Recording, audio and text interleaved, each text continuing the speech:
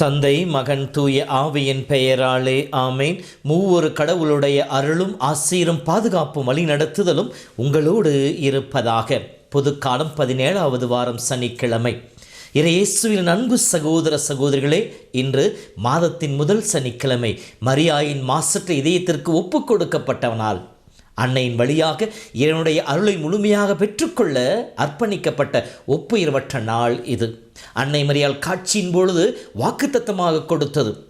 9 முதல் சனிக்கிழமை நோன்பிருந்து தன் பாவங்களுக்காக உண்மையாக மனம் வருந்தி நல்ல முறையில் நம்மை தயாரித்து ஒவ்வொரு அருட்சாற்றின் வழியாக நம் பாவங்களுக்கு மன்னிப்பை பெற்று கல்வாரி பலியிலே முழுமையாக பங்கெடுத்து நற்கருணை ஆண்டவரை சுவைத்து அவரோடு இணைகின்ற மக்கள் நரகத்தின் வாயிலை அணுக மாட்டார்கள், அவர்களுக்கு துணையாக இருப்பேன் என்று சொல்லி அன்னை மரி வாக்குறுதி கொடுத்திருக்கின்றார்.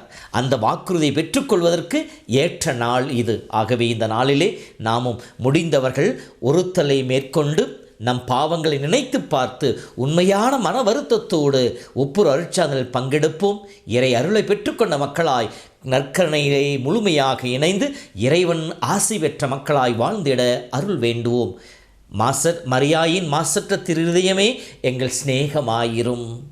இயேசுவில் அன்பு சகோதர சகோதரிகளே, நாம் ஒவ்வொருவருமே இறைவாக்கினர்களாக அழைக்கப்பட்டவர்கள். திருமுழுக்கு பெற்ற ஒவ்வொருவருமே இறைவன் சாட்சிகளாக வாழ அழைக்கப்பட்டவர்கள். பேதுரு தன் திருமுகத்தில் சொல்வதை போல நாம் ஒவ்வொருவருமே அரச குருத்துவ திருக்கூட்டம், தேர்ந்தெடுக்கப்பட்ட மக்கள், கடவுளுக்கு சொந்தமான மக்கள். எதற்காக? இருளிலிருந்து நம்மை வியத்தகு ஒளிக்கு அழைத்த அவருடைய மகிமை எடுத்துச் சொல்வதற்காக அழைக்கப்பட்டவர்களாக இருக்கின்றோம். இப்படி அழைக்கப்பட்ட நாம் ஒவ்வொருவருமே இறைவாக்கினர்களாக வாழவே இறைவன் ஆசிக்கின்றார். இறைவாக்கினர் என்பது இறைவனால் அனுப்பப்பட்டு இறை செய்தியை மக்களுக்கு எடுத்துச் சொல்லி தவறான வழியில் இருக்கிற மக்களை நல்வழிப்படுத்தி இறைவனுக்கு ஏற்ற விதத்திலே அவருடைய உள்ளத்தை மாற்றி புது வாழ்வை அவர்களுக்கு பெற்றுக் கொடுக்கக்கூடிய ஒரு பணியாக இருக்கின்றது. இந்த இறைவாக்கு பணி என்பது என்ன? அந்த பணியை எவ்வாறு செய்ய வேண்டும்? அந்த பணியை செய்கின்ற பொழுது எந்த மனநிலையில் இருக்க வேண்டும்? எதை சொல்ல வேண்டும்?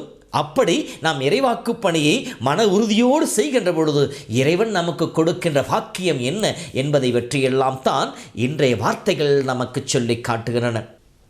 இப்படி இருக்கின்ற பொழுது இறைவாக்கு என்பவர் யார் என்பதை முதலிலே இங்கே சொல்லி காட்டப்படுகின்றது. நானாக வரவில்லை, இவை அனைத்தையும் உங்களிடம் சொல்ல வேண்டும் என்று சொல்லி ஆண்டவர் தான் என்னை உங்களிடம் அனுப்பினார் என்று சொல்றார். ஒரு முறை இல்லை, 2 முறை அதை திரும்ப திரும்ப சொல்லுகின்றார்.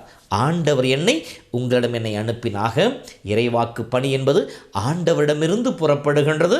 ஆண்டவருடைய பணி செய்வதற்காக அனுப்பப்படுகின்றவர்களாக இருக்கின்றார்கள். இப்படி இறைவாக்கு பணியை செய்கின்ற பொழுது எதை சொல்ல வேண்டும்? இறைவன் தனக்கு சொன்ன செய்தியை சொல்ல வேண்டும்.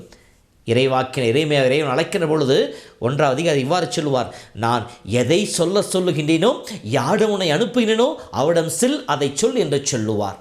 ஆக இறைவன் சொல்வதை பிறருக்கு எடுத்துச் சொல்பவர்களாக இருக்க வேண்டும். அந்த இறை செய்தியை சொல்லுகின்ற பொழுது அதிலே இறைவனுடைய நீதியையும், இறைவனுடைய இரக்கத்தையும், இறைவனுடைய மன்னிப்பையும், இறைவனுடைய அன்பையும் எடுத்துச் சொல்லி, இதோ இந்த செய்திக்கு நீங்கள் செவிமடுத்து உங்கள் வழிகளை சீர்படுத்தினீர்களே என்றால், உங்களுடைய வாழ்க்கையை மாற்றிக்கொண்டீர்களே என்றால், கடவுளும் தன் மனதை மாற்றிக்கொள்வார், உங்களுக்கு புது வாழ்வை கொடுப்பார் என்கின்ற நம்பிக்கையின் செய்தியை சொல்பவர்களாக அந்த இறைவாக்கினர் இருக்க வேண்டும்.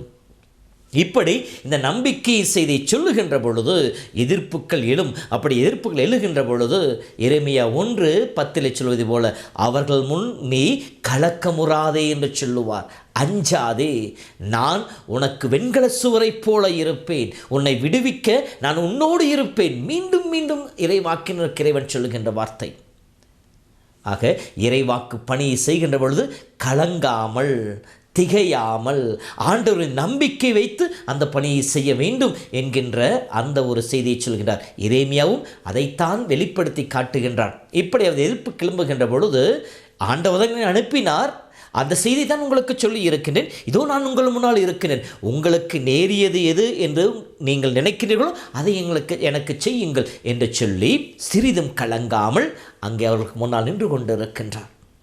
இப்படி நின்று கொண்டு இருக்கின்ற பொழுது அவர் அடுத்த நிலை எச்சரிக்கின்றார்.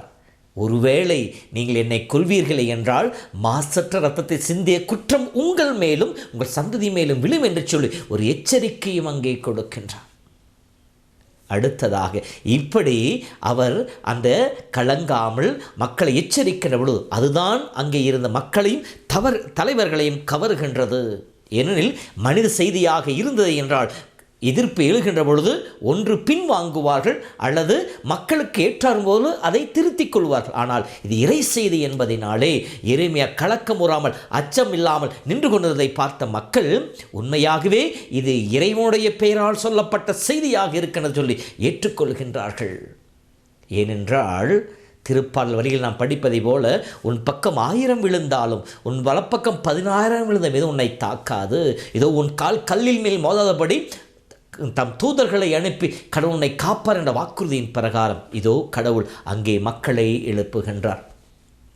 புதிய ஏற்பாட்டிலை பார்க்கின்ற பொழுது எருசலேமிற்கு பவுல் செல்லுகின்ற பொழுது இவ்வாறு சொல்வார், நீ அங்கே போக கலங்க வேண்டாம், இதோ உன் சார்பாக செயல்பட என் மக்கள் அங்கே இருக்கிறார் என்று சொல்லி கடவுள் அவரை திடப்படுத்துவதாக இருக்கும். திருப்பாடல் 34:19 நேர்மையாளருக்கு நேரிடும் துன்பங்கள் பல, ஆனால் அவை அனைத்திலும் இருந்தும் கடவுள் அவரை காப்பவராக இருக்கின்ற என்று சொல்லப்படுகின்றது. திருப்பாடல் 34:10 ஆண்டவரை நம்பி இருப்போருக்கு எந்த நன்மையும் குறைவுபடாது என்று சொல்லப்படுகின்றது. அதைத்தான் எரேமியாவுக்கும் கடவுள் செய்திருக்கின்றார். அங்கே அவர் சாவின் பிடி நின்று கொண்டிருக்கின்ற பொழுது அங்கே இருக்கிற தலைவர்களும் மக்களும் இறை செய்திக்கு செவி மடுப்பவர்களாக மாறுகின்றார்கள். அவர் கையிலிருந்து அவர் காப்பாற்றப்படுகின்றார். மேலும் அங்கே அவரை காப்பாற்றுவதற்கு மற்றொரு கருவியும் கடவுள் அங்கே வைத்திருக்கின்றார். அதுதான் சாப்பானின் மகன் அகிக்காம் எரேமியாவுக்கு துணையாக இருந்தார். மக்கள் அவரை தாக்காதவாறு கொல்வதற்கு மக்கள் அவரை தாக்காதவாறு அவர் கொல்லப்படாதவாறு அங்கே அவர் காப்பவராக இருக்கின்றார்.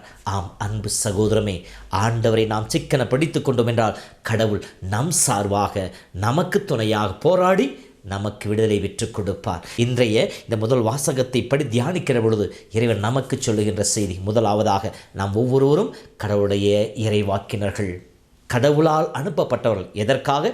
இறை செய்தி இந்த உலகிற்கு சொல்வதற்காக. இறை செய்தி என்னது? கடவுளுடைய அன்பும் இரக்கமும் மன்னிப்பும் நிறைந்தது என்பதை, அந்த மன்னிப்பும் இரக்கத்தையும் தவறாக பயன்படுத்தாமல் மனம் மாற வேண்டும் என்கின்ற அழைப்பை சொல்வது.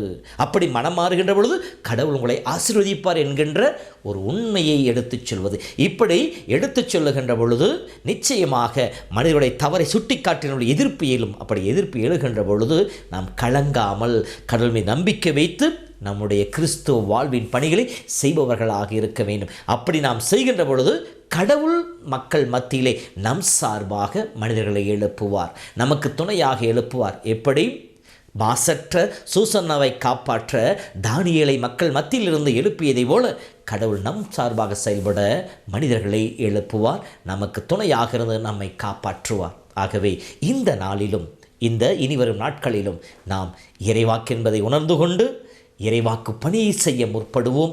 நம்மோடு இருக்கிற மனிதர்களுடைய சிறு சிறு தவறுகளை சுட்டி காட்டி அவர்கள் நல்வழிப்படுத்துகிற மக்களாக நாம் மாற்ற முயற்சிப்போம். இறை அருளை பிறருக்கு பெற்றுக் கொடுக்கின்ற வாய்க்கால்களாக மாறுவோம். இறைப்பணியை செய்கின்ற பொழுது சிறிதும் தளராமல் இறை நம்பிக்கையோடு இறைவனுக்கு சான்று வருவோம். கடவுள் நம்ம ஒருவரையும் காப்பாராக. ஆண்டவர் உங்களோடு இருப்பாராக. எல்லாம் வல்ல இறைவன் தந்தை, மகன், தூய ஆவியின் பெயராலே ஆமேன். ஆண்டவர் துணை இருப்பார், ஆபத்து அழகாது, மதில் போல் சூழ்ந்திருப்பார், துன்பங்கள் நெருங்காது. கலங்காதே மனமே, கலங்காதே மனமே, அன்பான தேவன் அரவணைப்பார். கலங்காதே மனமே, ஆண்டவர் துணை இருப்பார், ஆபத்து அணுகாது, மதில் போல் சூழ்ந்திருப்பார். துன்பங்கள் நெருங்காது